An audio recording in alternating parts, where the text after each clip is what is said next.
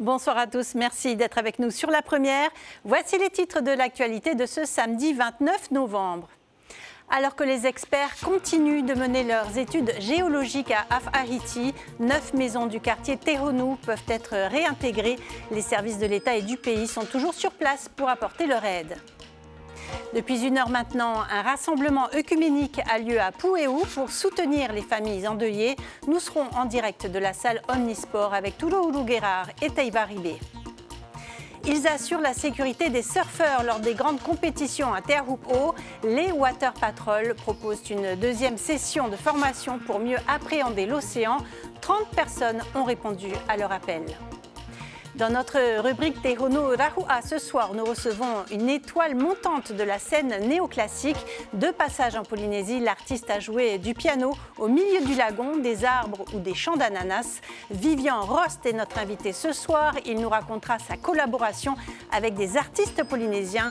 Son album From Home comptabilise plus de 100 millions d'écoutes en streaming dans le monde entier. Et puis en basket, hier soir, les Tahitiennes de Hawaii ont remporté la finale face aux Calédoniennes du Mont d'Or. Les femmes ont brillé lors de la finale de la Coupe du Pacifique, 88-29. Chez les hommes, les Tahitiens ont perdu de quelques points, 65-69.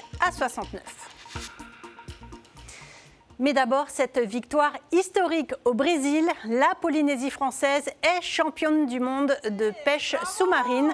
Taina Horse remporte la première place chez les femmes. Chez les hommes, c'est Del Lamartinière qui décroche la victoire. Et ce n'est pas tout, les Tahitiennes remportent également le titre de championne du monde par équipe. Nos sportifs sont donc récompensés après une longue préparation au plan physique, stratégique et technique. Retour à présent sur le glissement de terrain de Afahiti qui a provoqué la mort de 8 personnes. L'expertise des géologues a permis d'identifier 9 maisons dans le quartier Tehonou qui peuvent être réintégrées, mais peu de familles ont osé revenir. Gendarmerie, sécurité civile et pompiers sont toujours sur place pour accompagner les habitants. On voit cela avec Touloulou Guérard et Taïba Ribé. La vie pourra reprendre dans ces maisons, même si plus rien ne sera comme avant. Sous le choc, la plupart des familles n'ont pas encore osé y retourner. L'accès est toujours contrôlé avec une surveillance pour prévenir les vols. Sur le flanc de la montagne, il y a toujours de l'eau qui ruisselle là. Donc pas de sécurité, donc on n'a pas voulu que toutes les familles regagnent leur maison. On a rencontré quelques familles ce matin, il y a quelques personnes qui étaient venues, qui étaient arrivées un peu exaspérées en fait du temps qu'ils veulent le gagner. On sait très bien qu'elles veulent le gagner le foyer. Hein. Et par sécurité encore, c'est mieux qu'ils patientent un peu. On a marqué une limitation ce matin quand on a fait une réunion en fait. Ici, avec la mairie ici, toutes les maisons qui sont avant, elles sont l'eau est revenue chez eux. Hein. Et toutes les maisons qui sont après, il n'y a pas d'eau. Dans le quartier Tehonou, l'eau et l'électricité ont été rétablies dans 9 maisons. Au total, 27 habitations ont été évacuées. Les consignes sont simples, c'est un accueil progressif des habitants qui souhaitent regagner leurs habitations tout simplement. Là, on a déjà 6 personnes qui reviennent dans leur maison. La deuxième vague concernera 4 maisons pour le rétablissement de l'eau et de l'électricité. Elles ne pourront être réhabilitées qu'en fonction des précipitations annoncées en début de semaine prochaine. Et un rassemblement œcuménique est organisé à la salle Omnisport de Pouéou depuis 18h et jusqu'à 20h. La cérémonie a débuté par une minute de silence suivie d'une prière. Les 5 différentes confessions du pays rendent actuellement hommage aux victimes. Le président et les autorités de l'État sont également présentes. Je vous propose de rejoindre tout de suite Touloulou Guérard et Taïba Ribé pour partager ce moment de recueillement. Bonsoir Touloulou, comment se déroule cette cérémonie ? Bonsoir Cybèle, eh bien c'est un rassemblement très émouvant ce soir. Vous pouvez sûrement entendre ces chants religieux en arrière-plan. En tout cas, la population est venue en nombre de toutes les communes de Tahiti. Plus de 800 personnes ont répondu présent pour rendre hommage aux 8 victimes et soutenir les familles sinistrées. Des dizaines de bouquets de fleurs ont été déposés et comme vous l'avez dit, 5 confessions religieuses ont répondu présent pour cette messe œcuménique. Catholiques, protestants, adventistes, mormons et actuellement Actuellement, c'est la communauté du Christ qui prend le relais. Ce qui est certain, cet éboulement a touché Haïti et bien au-delà. Quelle que soit leur croyance, tous se retrouvent sous ce chapiteau de Pwéou, unis dans la prière et le recueillement.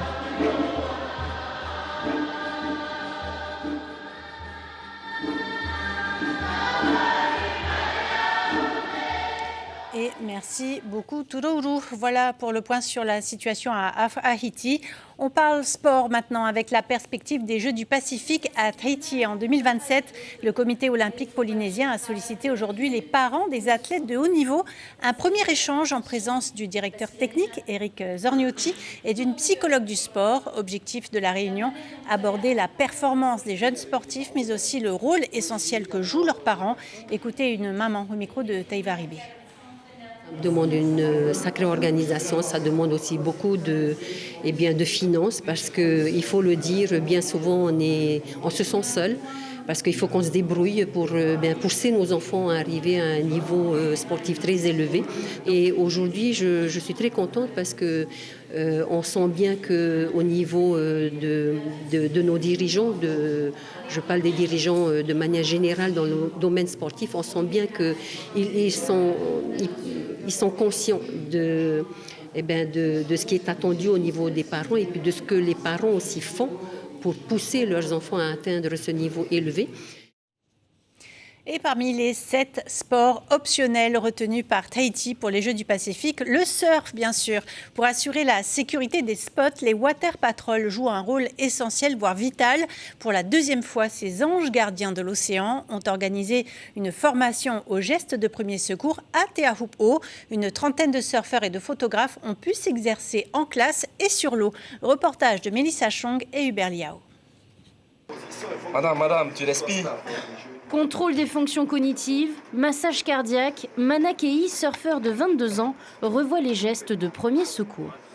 Donc c'est bien de réviser, de revoir les procédures et tout ça, parce que sur le moment même, il y a de la panique qui rentre en compte, il y a tout un stress.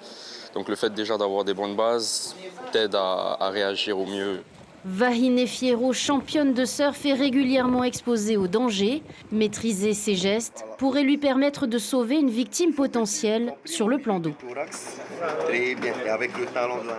On est bien entouré, bien encadré par des professionnels, des gens qui ont déjà vécu ces expériences-là. Et donc, moi, je suis hyper contente d'être là pour moi, pour apprendre et peut-être pour pouvoir aider quelqu'un qui se retrouvera dans cette situation. Avec la session de sensibilisation d'octobre et celle d'aujourd'hui, ce sont désormais une 50aine de surfeurs prêts à réagir en cas d'accident. Le message qu'on fait passer aujourd'hui, on va continuer de faire passer à tout le monde qui veut apprendre pour que demain, on soit au niveau de la sécurité, que tout le monde pratique la sécurité. Pas seulement que les professionnels, pas que les water patrol, mais tout le monde, comme les surfeurs et tous ceux qui viennent sur le sport. Jérémy s'est porté volontaire pour jouer la victime pendant cet exercice. En 2023, c'est son propre fils qui se retrouvait sur une civière après une lourde chute sur une vague en pleine compétition. Je fais cette formation pour essayer d'avoir les bons gestes. Les bons gestes. Mon fils a été sauvé par des water patrol plusieurs fois dans l'eau et du coup, moi, je veux pouvoir le faire au cas où ça arrive. Super content de partager nos connaissances, notre savoir aux autres. Et j'espère que ça va continuer dans le temps. J'espère que les jeunes, à leur tour, feront la même chose. En 2026, une association de water patrol rassemblera une 20aine de professionnels du secours en jet ski. Une officialisation qui renforcera la sécurité sur les spots de surf. Allez, place à la musique maintenant avec notre rubrique Te Hono Rahua.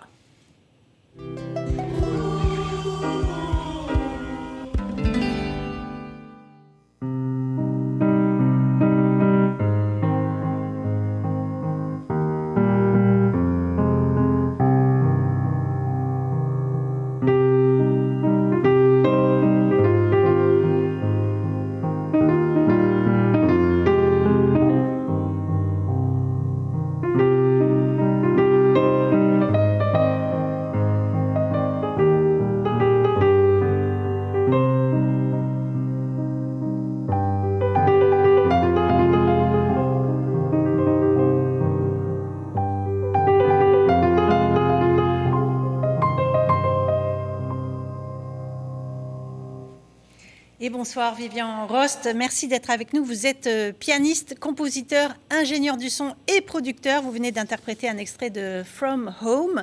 Cet album a reçu un accueil incroyable avec plus de 100 millions d'écoutes en streaming. Quel est votre secret pour toucher le public? Vous puisez dans vos émotions? Bonsoir Cybèle, je suis très heureux d'être là parmi vous ce soir. Je puise mes émotions par la vie tout simplement, la nature, les choses qui me sont intérieures. Et souvent, ma musique que je crée vient tout d'un coup. Elle est spontanée. Et donc souvent, c'est la vie qui m'inspire en fait. Vous avez écrit aussi un morceau en hommage à votre maman. Exactement, Éternelle. Parce que ma maman est décédée l'année dernière, le 3 mai. Et j'avais eu la chance de composer ce morceau quelques mois avant. Donc elle a pu l'écouter et le découvrir. Donc voilà, et du coup je l'ai enregistré. Il fait partie d'un EP qui s'appelle The Spaces Between. Depuis plus de 15 ans, vous avez votre propre univers néoclassique. Cela veut dire que vous mariez l'électro et le classique? Alors au départ je viens du classique pur, où j'ai fait mes études au conservatoire. En France et du coup j'ai toujours été attiré par les mélanges des genres et notamment aussi la pop et l'électro et effectivement le néoclassique c'est un peu la musique classique qui retrouve la pop musique, c'est-à-dire avec des accords plus simples sur lequel on a tendance à tourner un peu comme la musique électronique et après c'est les mélodies, surtout mon style en fait est très marqué par des mélodies, d'où l'émotion en fait que j'essaye de... Introspective. Voilà, exactement. Alors ces derniers jours sur les réseaux sociaux, on a pu admirer ces images extraordinaires de votre piano au milieu du lagon ou des champs d'ananas de Moorea. Alors comment avez-vous fait? Parce qu'un piano c'est quand même 320 kilos à transporter et puis c'est fragile. Oui, tout à fait. C'est une aventure extraordinaire et je me rends pas encore compte de cette chance que j'ai eue grâce à un ami qui habite à Moorea, Lionel Cuveillé, qui est producteur et réalisateur. Et donc, on a eu ce pari fou lors de ma venue de faire des vidéos dans des lieux symboliques ici. À Tahiti et Moorea et donc on a fait des repérages et ensuite on a choisi 3 lieux qui sont les champs d'ananas face au mont Rotui qui est incroyable. Qu'est-ce que vous avez ressenti dans ces endroits particulièrement beaux? D'être tout petit face à la nature et même le piano qui n'est pas un grand piano, c'était un quart de queue. C'est vrai que les champs sont immenses, le mont Rotui qui était devant moi était impressionnant et puis... Ça rappelle un peu les images du film La leçon de piano, ça vous a inspiré? Ça c'est un des films qui m'a donné envie de faire cette musique, le néoclassique. Donc c'est vraiment une de mes références qui m'a toujours accompagné en fait. Et ce ne sera pas du playback, vous avez vraiment enregistré exactement. votre... Le challenge c'était d'amener le piano avec les micros et on a enregistré sur place avec l'ambiance aussi des lieux. Vous soignez particulièrement la prise de son et on entend souvent l'instrument aussi. Oui, c'est ce qu'on appelle, en fait, c'est comme la pédale douce. Ça permet, en fait, il y a un support qui se met entre les marteaux et les cordes. En anglais, on appelle ça du felt piano. Et c'est finalement un peu la sonorité du néoclassique aujourd'hui, qui permet, en fait, d'adoucir les harmoniques et d'amener encore plus d'émotion, parce qu'on entend vraiment l'authenticité de l'instrument, comme en guitare, où on entend les cordes. Et c'est vrai qu'en classique, on a tendance un peu à les effacer. Donc là, on est au classique. Alors vous étiez ici au départ en vacances, mais finalement vous avez donné plusieurs concerts. Vous avez également collaboré avec des artistes locaux sur Matainia et vous avez également joué Maruruavou avec Hawata et Libor. Hawata et Libor, exactement, que je ne connaissais pas, qui sont des stars ici et que j'ai eu le plaisir de rencontrer et de préparer sous forme d'une captation et d'enregistrement. On a enregistré également la voix et la flûte nasale, le vivo. Et donc c'était encore un lieu incroyable puisque ça s'est passé à l'aéroport de Tahiti. Donc on a mis aussi le piano là-bas. Et du coup, on va pouvoir voir ces images sur les réseaux, sur les plateformes notamment sur Instagram, sur YouTube, bien sûr, en 16/9. Il y aura tous les réseaux, Facebook aussi.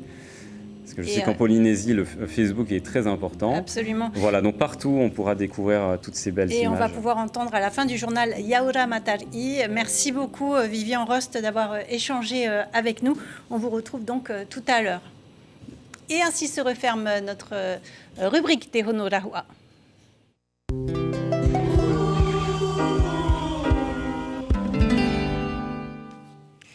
Et encore un mot de musique avec la deuxième édition du concours Rohi Pehe, entièrement dédié aux orchestres traditionnels. L'événement, organisé au musée de Tahiti et des îles, a pour objectif d'offrir une véritable scène à ces musiciens passionnés. 3 catégories sont proposées. Miro, avec des formations de 10 à 15 musiciens. Aito, réservé aux orchestres de 6 musiciens. Et Rutua Pahu, dédié exclusivement aux ensembles composés de 6 joueurs de Pahu. Notez que toutes les prestations sont enregistrées et mises en ligne. Les précisions de l'organisateur au micro de Dylan Fels. C'est très important dans le sens où l'orchestre traditionnel fait partie de notre patrimoine culturel, souvent mis en valeur uniquement au Heiva. Et justement, cette compétition-là leur permet de montrer donc, tout leur talent et surtout, pourquoi pas, découvrir de nouveaux jeunes talents. La dernière journée du 15e championnat de Polynésie d'obéissance s'est tenue au club canin de Pir'e. Les 4 clubs polynésiens étaient de la partie. L'obéissance est une discipline sportive canine qui met en lumière la relation entre le conducteur et son chien. Elle évalue notamment l'engagement et la motivation du chien, sa capacité à exécuter des exercices sans récompense, la précision et la joie avec lesquelles il réalise les tâches demandées. Cette année, le grand champion de Polynésie est Stéphane Lee en classe 3. L'événement ouvert au public est entièrement gratuit, dure jusqu'à 22h. Écoutez l'organisatrice au micro de Dylan Fels.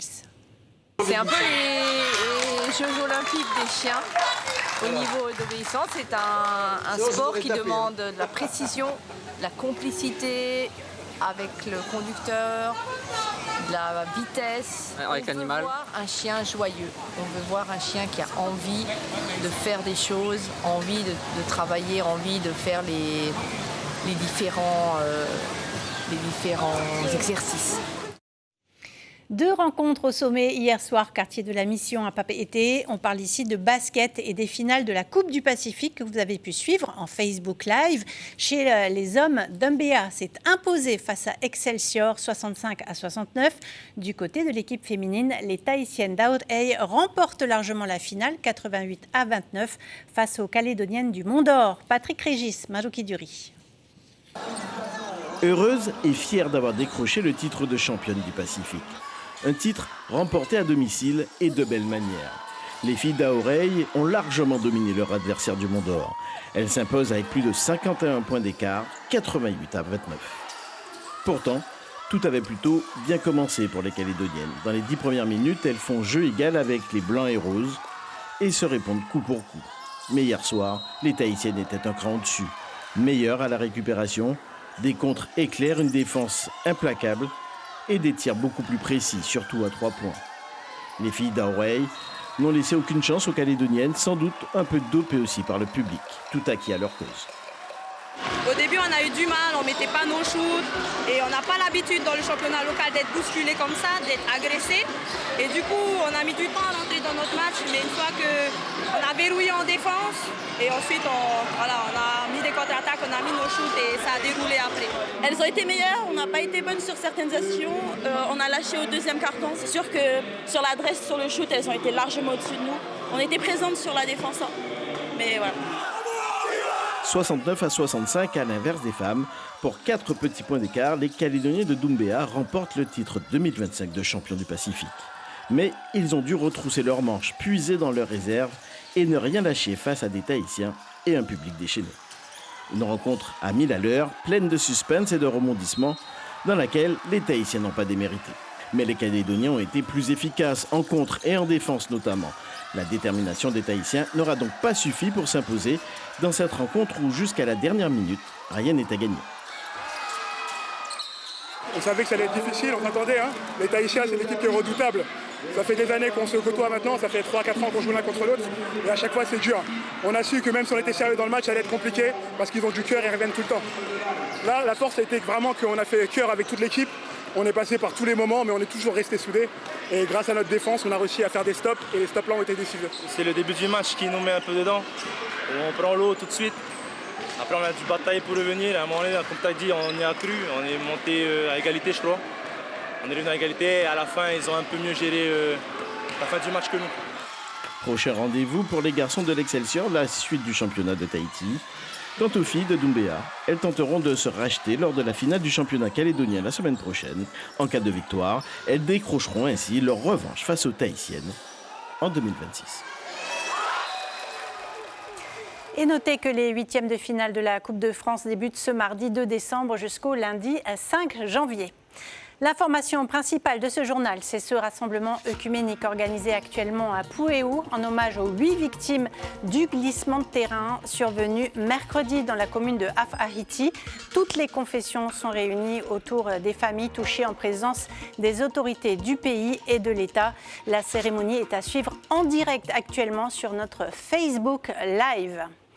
À lire sur notre site internet, la vente des t-shirts du Téléthon a officiellement démarré ce samedi. L'opération se déroule ce week-end et le week-end prochain. Comme chaque année, les fonds récoltés serviront aux recherches médicales en faveur de la lutte contre les maladies rares et neuromusculaires. Au programme de votre soirée, sur la première, l'émission Hono Hippo sera suivie du feuilleton L'amour de ma vie. On arrive à la fin de ce journal. Merci de l'avoir suivi. On se quitte comme promis en musique avec le morceau Yaura Matari, revisité par le pianiste Vivian Rost. Belle soirée sur nos antennes.